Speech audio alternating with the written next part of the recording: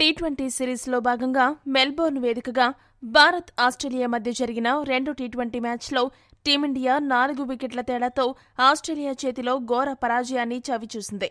ఈ మ్యాచ్లో ఇండియా జట్టు సమిష్టిగా అన్ని విభాగాల్లోనూ ఫెయిల్ అయ్యి చేతులెత్తేసింది. ఆస్ట్రేలియా ప్లేయర్స్ ఒక పిచ్పై, మన ప్లేయర్స్ ఒక పిచ్పై ఆడుతున్నారా అనే అనుమానం కలిగింది. ఆస్ట్రేలియా ఫాస్ట్ బౌలర్లను ఎదుర్కోవడానికి మన బ్యాటర్లు వణికిపోయారు. కానీ ఆస్ట్రేలియా బ్యాటర్లు మాత్రం ఇండియన్ ఫాస్ట్ బౌలర్లు, స్పిన్ బౌలర్లను ఆరంభంలో ఉతికారేశారు. చివర్లో భారత బౌలర్లు కాస్త వికెట్లు పడగొట్టినా అప్పటికే పరిస్థితి చేయి దాటిపోయింది. ఈ మైదానంలో చివరిసారి 2008వ సంవత్సరంలో ఇండియాపై ఆస్ట్రేలియా టీ20 మ్యాచ్లో విజయం సాధించింది.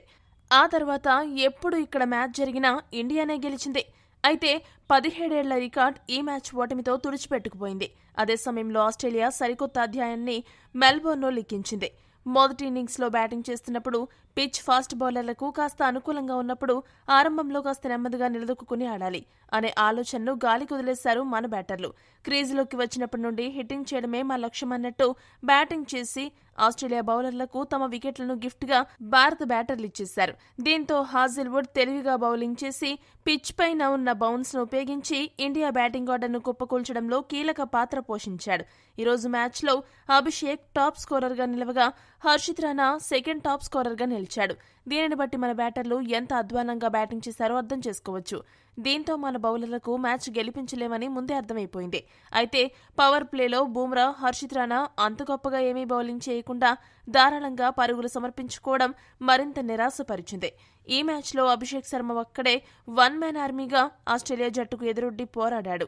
కానీ ఆ పోరాటం కాస్త వృధా అయింది. స్కోరు చిన్నదే కావడంతో ఆస్ట్రేలియా బ్యాటర్లు కూడా మ్యాచ్ను త్వరగా ముగించాలనే లక్ష్యంతో కాస్త దూకుడుగా బ్యాటింగ్ చేశారు. ఈ మ్యాచ్లో కుల్దీప్ యాదవ్ తాను వేసిన మొదటి ఓవర్లోనే 20 పరుగులు సమర్పించుకున్నాడు. కుల్దీప్ టీ20 కెరీర్లోనే ఎప్పుడూ ఇన్ని పరుగులు సమర్పించుకోకపోవడం గమనార్హం. అలా ఈ మ్యాచ్లో భారత ఆటగాళ్లందరూ కాస్త గాడి తప్పడంతో సూర్యసేన ఓటమి రైలెక్కాల్సి వచ్చింది. ఈ మ్యాచ్లో ఇండియా ఓటమికి ప్రధాన కారణం భారత బ్యాటింగ్ విభాగం. వాళ్లు కనీస పరుగులు చేయకపోవడం వల్లే ఇండియా కొంప మునిగింది. దీనికి తోడు ఈ మ్యాచ్లో బ్యాటింగ్ ఆర్డర్లో చేసిన ప్రయోగాలు కూడా పెద్దగా కలిసి రాలేదు. వన్డౌన్లో సంజును పంపినా ఆ ప్లాన్ పూర్తిగా బ్యాక్ ఫైర్ అయింది. ఇక హర్షిత్ రాణాను దూబే కంటే ముందు పంపడం విషయంలో కూడా పెద్ద చర్చ జరుగుతోంది. హర్షిత్ రాణాను ముందే పంపడం అతిపెద్ద తప్పిదమని కొంతమంది విమర్శలు చేస్తూ ఉండగా, మరికొంతమంది మాత్రం డెత్ ఓవర్లలో హిట్టింగ్ చేయడానికి దూబేను ముందు పంపలేదని మరికొంతమంది వాదిస్తున్నారు. కాకపోతే హర్షిత్ రాణాను ముందు పంపడం వల్ల అతడైతే కీలక సమయంలో పర్వాలేదనిపించే బ్యాటింగ్ అయితే చేశాడు. కానీ స్ట్రైక్ రొటేషన్ విషయంలో హర్షిత్ మరికాస్త పరిణతి చూపించాల్సిన అవసరం ఉంది. మరో ఎండ్లో హిట్టర్ అభిషేక్ శర్మ ఉన్నప్పుడు ఓవర్ చివరి బంతికి పరుగు తీయడం అతిపెద్ద తప్పిదం. హర్షిత్ రాణా ఇలా ఈ మ్యాచ్లో 2 సార్లు చేశాడు. దూబే కంటే ముందు హర్షిత్ రాణాను బ్యాటింగ్కు పంపడం వ్యూహాత్మకంగా తప్పా కరెక్టా? మీ అభిప్రాయాన్ని కామెంట్ చేయండి. ఇక ఈ మ్యాచ్ హైలైట్స్ విషయానికి వస్తే టాస్ గెలిచిన Australia captain Mitchell Marsh bowling ఎంచుకోవడంతో భారత్ ముందుగా బ్యాటింగ్కు దిగింది. ఆసీస్ బౌలర్లు నిప్పులు చెరిగే బౌలింగ్తో టీమిండియాకు ఆదిలోనే షాక్ ఇచ్చారు. గత మ్యాచ్లో మెరిసిన ఓపెనర్ శుభ్మన్ గిల్ కేవలం 5 పరుగులకే జోష్ హాజిల్వుడ్ బౌలింగ్లో వెనుదిరిగాడు. ఒకవైపు అభిషేక్ బాగా ఆడుతుంటే యాంకర్ రోల్ పోషించాల్సిన గిల్ అనవసరంగా భారీ షాట్లాడడానికి ప్రయత్నించి వికెట్ పారేసుకున్నాడు. బ్యాటింగ్ ఆర్డర్లో ముందుకు వచ్చిన సంజు సామ్సన్ వన్డౌన్ బ్యాటర్గా ఏమాత్రం ప్రభావం చూపకుండా 2 పరుగులకే ఎల్లిస్ బౌలింగ్లో అవుట్ అయ్యాడు. ఇక ఆ తర్వాత హాజిల్వుడ్ ఎంట్రీ ఇచ్చి ఇండియా బ్యాటింగ్ ఆర్డర్ను కకావికలం చేశాడు. హాజిల్వుడ్ బౌలింగ్లో కెప్టెన్ సూర్యకుమార్ యాదవ్ 1 పరుగు మాత్రమే చేసి పెవిలియన్కు చేరగా యువ బ్యాట్స్మెన్ తిలక్ వర్మ డకౌట్ అవ్వడం భారత అభిమానులను నిరాశపరిచింది. ఆ తర్వాత క్రీజులోకి వచ్చిన అక్షర్ పటేల్ కేవలం 7 పరుగులు మాత్రమే చేసి అనవసరమైన పరుగు కోసం ప్రయత్నించి రనౌట్ అయ్యాడు. ఒకవైపు వికెట్లు పడుతున్న అభిషేక్ శర్మ మాత్రం మరో ఎండ్లో సూపర్ బ్యాటింగ్తో క్రీజులో నిలబడ్డాడు. భారత టాప్ ఆర్డర్ దారుణంగా విఫలమైనప్పటికీ యువ ఓపెనర్ అభిషేక్ శర్మ ఒంటరి పోరాటం చేస్తూ తన దూకుడును కొనసాగించాడు. భారత జట్టు 49 పరుగులకే 5 వికెట్లు కోల్పోయి క్లిష్ట పరిస్థితుల్లో ఉన్నప్పుడు హర్షిత్ రాణా క్రీజులోకి వచ్చి అభిషేక్ శర్మకు చక్కటి సహకారాన్ని అందించాడు. ఒత్తిడి సమయంలో హర్షిత్ రాణా ఆడిన విధానం బాగుంది. హర్షిత్ రాణా నెమ్మదిగా ఆడగా అభిషేక్ శర్మ మాత్రం 200కి పైగా స్ట్రైక్ రేట్తో బ్యాటింగ్ చేసి రఫ్ ఆడించాడు. ఇదే క్రమంలో కేవలం 23 బంతుల్లోనే అర్ధ సెంచరీ సాధించి అదరగొట్టాడు. దీంతో ఆస్ట్రేలియా గడ్డపై అత్యంత వేగంగా టీ20లలో అర్ధ సెంచరీ సాధించిన భారత ఆటగాళ్లలో సూర్యతో కలిసి అభిషేక్ శర్మ మొదటి స్థానాన్ని పంచుకున్నాడు. అంతేకాకుండా మెల్బోర్న్ మైదానంలో అత్యంత వేగంగా అర్ధ సెంచరీలు చేసిన ఆటగాళ్ల జాబితాలో అభిషేక్ శర్మ 2వ స్థానంలో నిలిచాడు. 19 బంతుల్లో అర్ధ సెంచరీ పూర్తి చేసి వార్నర్ మొదటి స్థానంలో కొనసాగుతున్నాడు. ఇక అభిషేక్, హర్షిత్ కలిసి 6వ వికెట్కు 56 పరుగుల భాగస్వామ్యాన్ని నెలకొల్పారు. వీరి భాగస్వామ్యం సాఫీగా సాగిపోతున్న సమయంలో 35 పరుగులు చేసిన హర్షిత్ భారీ షాట్కు ప్రయత్నించి బార్ట్లెట్ బౌలింగ్లో అవుట్ అయ్యాడు. ఆ తర్వాత క్రీజ్లోకి వచ్చిన దూబే అదే ఓవర్లో 4 పరుగులకే పెవిలియన్ చేరాడు. దీంతో మరొక్కసారి ఇండియాను కష్టాలు చుట్టుముట్టాయి. ఆ తర్వాత వచ్చిన టైలెండర్లెవరూ పెద్దగా ప్రభావం చూపలేదు.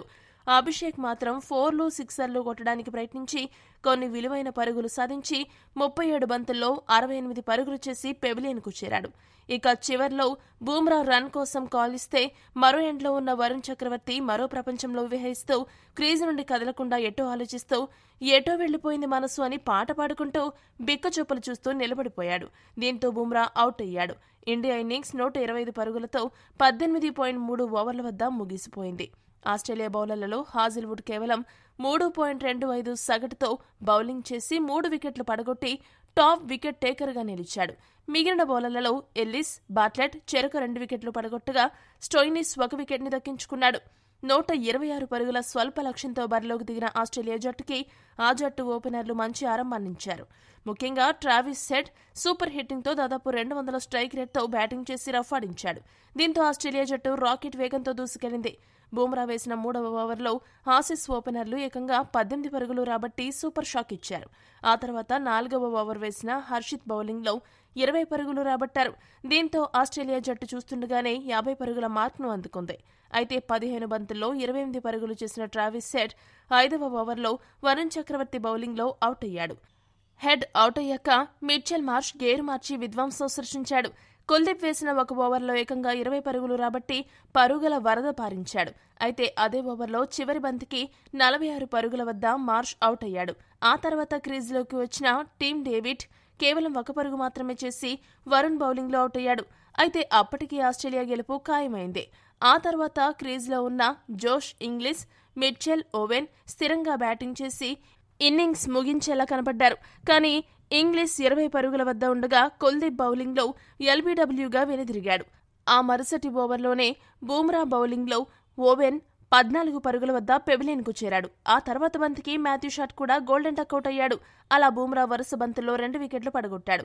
దీంతో ఆస్ట్రేలియా జట్టు 6 వికెట్లు కోల్పోయి 126 పరుగులు చేసి లక్ష్యాన్ని ఛేదించింది.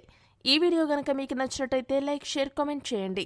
మరిన్ని స్పోర్ట్స్ అప్డేట్స్ కోసం మా ఛానల్ని సబ్స్క్రైబ్ చేసుకోండి.